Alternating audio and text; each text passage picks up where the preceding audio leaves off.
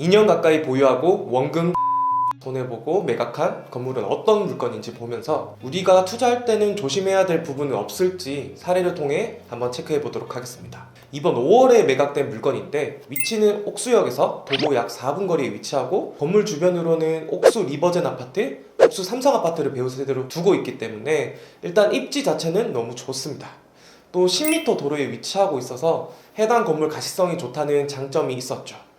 토지는 57평, 연면적은 127평, 용도지역 2종 일반 주거지역, 1996년도에 지어진 지하 1층부터 지상 3층 규모의 건물입니다. 이 건물을 21년 7월 38억 3천에 매입을 하였는데 주변으로 같은 해 평당 7,600에 매각된 사례 물건이 있어서 38억 3천 기준 평당 6,700만원대라 저렴해 보이죠? 하지만 여기서 첫 번째로 주의 있게 봐야 될 부분이 있습니다. 바로 본 물건 토지 면적이 57평이고 대지 면적이 54평입니다. 약 3평 정도 차이가 나는데 토지, 대지 같은 말 아니냐고 생각하시는 분들도 계실 거예요. 용어 정의상 이 토지 면적은 건축법이랑 상관없이 토지 대장에 기록되는 땅의 면적을 말하는 거고요. 대지 면적은 건축법에 의한 건축을 할 수 있는 땅의 면적입니다. 토지 대장에 있는 대장상 토지 면적에서 건축법을 따라 건축 시 사용할 수 없는 땅을 건축선으로 구분해서 대지 면적을 구하는 거죠. 좀 많이 어렵죠? 예를 들면 건물과 맞닿은 도로가 2m라면 건축법상에서 양옆으로 1m씩 4m 도로를 확보해야 신축이 가능합니다. 이 1m가 밀리게 된 게 건축선이고 그 밀린 만큼 건축할 수 있는 면적이 줄어드는 거죠. 이 외에도 건축법상 다른 경우들도 많이 있습니다.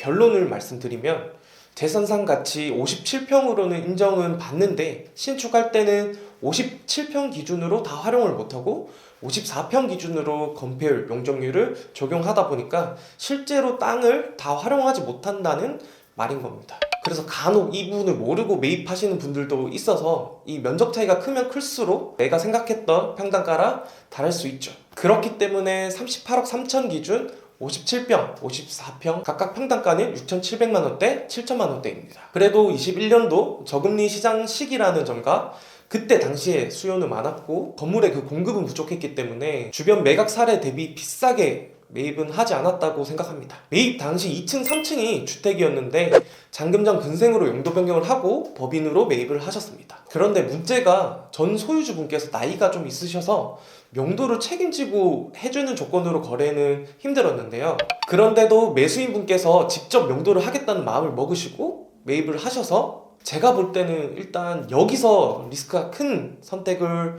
했다고 생각돼요. 추후 명도 비용이 얼마나 발생할지도 모르기 때문에 리스크가 클 수밖에 없죠. 또 심지어 1층 임차인 중에 부동산이 있었어요. 그래서 내보내기가 정말 쉽지 않았을 거예요. 21년도 매입 당시 대출이자 2%대이긴 했지만 잔금 후 명도하는 과정에서 임차인과 수월하게 협의는 되지 않았고 생각했던 비용보다 더 발생이 되면서 계속 건물 공사는 못하고 시간은 점차 흘러 결국 금리는 오르고 또 러시아 우크라이나 전쟁으로 원재료 값도 오르다 보니까 공사 비용도 처음에 생각했던 비용보다 초과가 됐겠죠. 이 초과가 되면서 비용이 더 오버가 되셨을 거라고 봅니다. 그리고 어쩔 수 없이 재매각을 결심한다 하더라도 이미 고금리로 인해서 시장 분위기는 위축되었기 때문에 더 힘들어진 거죠.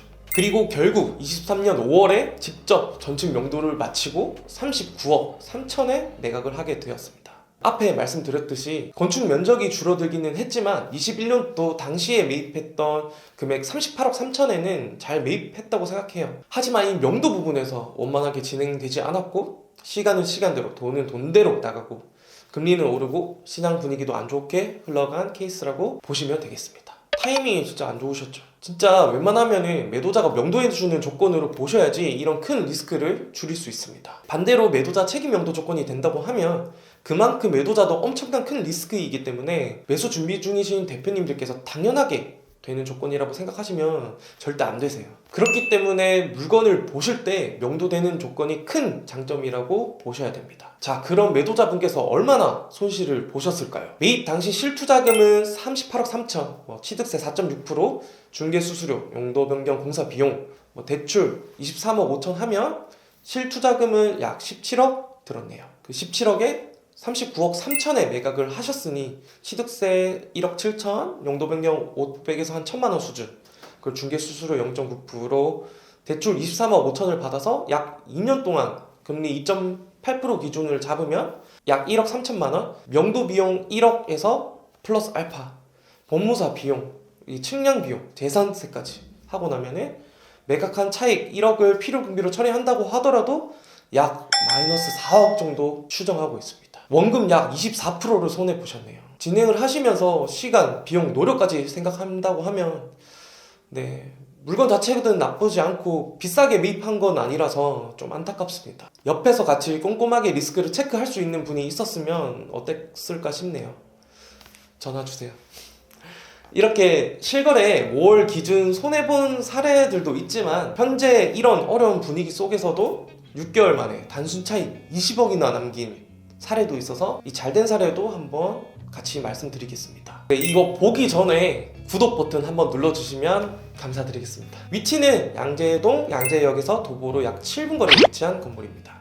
일단 8m 넓은 도로에 위치하고 있고요. 이 양재 일대 주변으로 사무실 수요가 많습니다. 토지 73평, 연면적 203평, 이 93년도에 준공된 지하 1층부터 지상 4층 규모의 건물이고요. 매도자분께서 22년 10월에 43억 5천에 매입을 하셨는데 이 기준으로 평당 약 6천만 원 수준이라 처음부터 정말 많이 저렴하게 매입을 하셨던 것 같아요. 그 이유가 뭐냐면 매입하기 전에 이전 소유주분께서 매각을 위해서 임차인들을 명도를 하고 계셨어요. 그 중에서도 1층 임차인이랑 협의가 잘 안 돼서 명도 소송까지 간 상태였는데, 그런데 이게 진행을 계속 하면서 결국 패소 판결을 받고 명도가 안 돼 버리니까 결국 금액을 대폭 내리고 매각할 수밖에 없었죠. 말씀드린 실패 사례와 본 물건이 같이 명도가 안 되는 상황이지만 차이점은 이 명도가 안 되더라도 싸게 매입을 하게 되면은 이 본 시세만큼의 차익으로 직접 해결해 볼 수도 있기 때문에 대처할 수 있는 방안이 생기죠. 그리고 현재 매도자분께서 잔금적 용도 변경 후 1층을 안고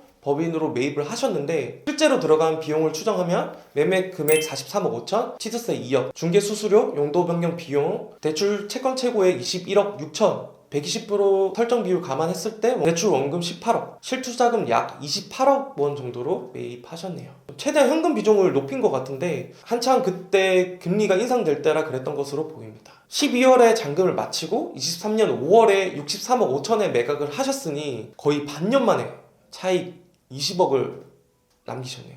세금 제외하고 추정되는 금액은 얼마인지 확인을 해보면요, 필요 경비를 제외하고 양도 차익에서 17억 5천에 자세한 내부 에피소드는 파악이 힘들지만 이번에 매각을 하실 때 1층을 남겨두고 매각을 했다고 하면 정말 나이스한 거고, 명도 조건으로 매각을 했다면 명도 비용 2, 3억을 감안한다고 하더라도 대출이자 5%대 이것저것 부대 비용 쳐도 한 10억 정도 남았을 것으로 보이고 있습니다. 오늘은 사례를 통해 조심해야 될 부분을 알아봤습니다. 빌딩 매입하시기 전에 이렇게 발생할 수 있는 리스크를 좀 염두하고 최대한 보수적으로 보셔야지 이 위험을 줄일 수 있습니다. 이번 영상으로 투자에 많은 도움이 되셨으면 좋겠습니다. 도움이 되셨으면 구독, 좋아요, 공유 부탁드리겠습니다. 감사합니다.